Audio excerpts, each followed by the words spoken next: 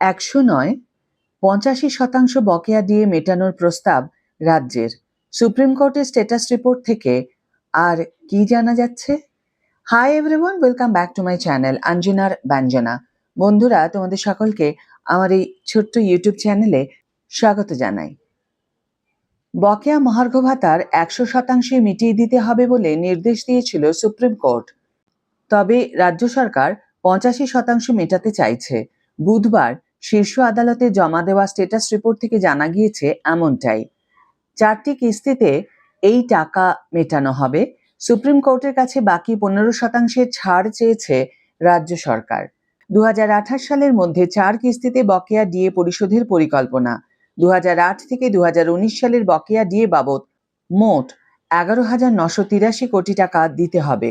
প্রথম কিস্তিতে প্রায় 7,771 কোটি টাকা ইতিমধ্যেই কর্মীদের অ্যাকাউন্টে পাঠানো হয়েছে বলে দাবি রাজ্যের। দ্বিতীয় কিস্তি 2027 সালের জানুয়ারি, তৃতীয় কিস্তি 2027 সালের জুলাই এবং চতুর্থ কিস্তি 2028 সালের জানুয়ারিতে দেওয়ার পরিকল্পনা। প্রায় 1,34,000 কর্মীর হিসাব যাচাই করতে হচ্ছে বলে জানিয়েছে সরকার। 2016 সালের আগের বেতনের নথি ডিজিটাল না থাকায় নতুন পোর্টাল তৈরির কথাও জানিয়েছে রাজ্য।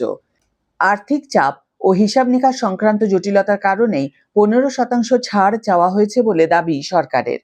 রাজ্য সরকারের তরফে সুপ্রিম কোর্টে জমা দেওয়া স্ট্যাটাস রিপোর্ট থেকে জানা গিয়েছে 2028 সালের মধ্যে বকেয়া মহার্ঘ ভাতার 85% পুরোটাই মিটিয়ে দেওয়ার পরিকল্পনা করেছে রাজ্য। 4 কিস্তিতে এই টাকা রাজ্যের সরকারি সাহায্যপ্রাপ্ত এবং সরকার পোষিত প্রতিষ্ঠানের কর্মীদের দেওয়া হবে। প্রায় 1,34,000 কর্মীর মহার্ঘ ভাতা বকেয়া রয়েছে। এই অঙ্কটা বিপুল।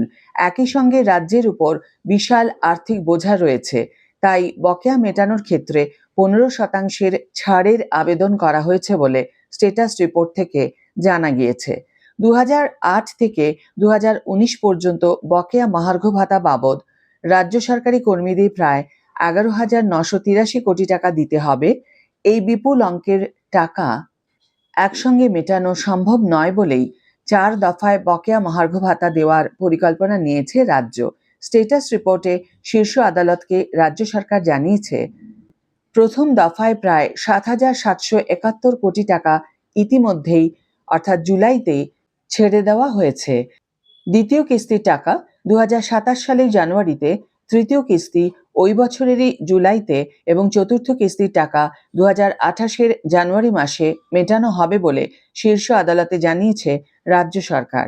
রাজ্যের বক্তব্য, বকেয়া দিয়ে পরিশোধের ক্ষেত্রে শুধু অর্থের জোগানই নয়, হিসাব নিকাশের জটিলতাও বড় চ্যালেঞ্জ। প্রায় 11 বছরের বকেয়া রয়েছে।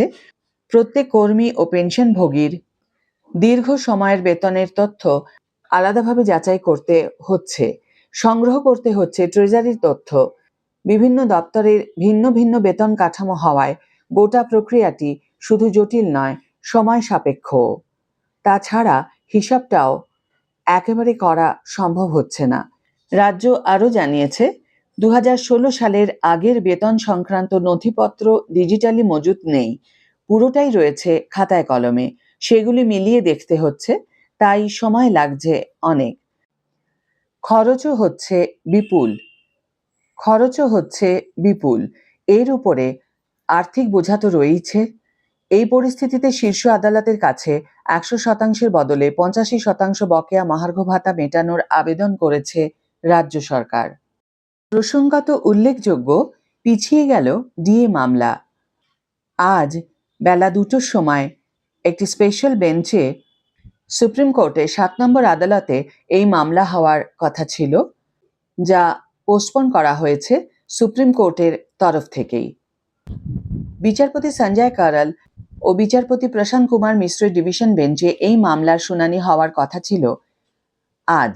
তবে সুপ্রিম কোর্টের তরফে বিজ্ঞপ্তি জারি করে জানানো হয়েছে, বৃহস্পতিবার অর্থাৎ আজ সুপ্রিম কোর্টের 7 নম্বর আদালতে বেলা 2টার সময় এই বেঞ্চ বসছে না।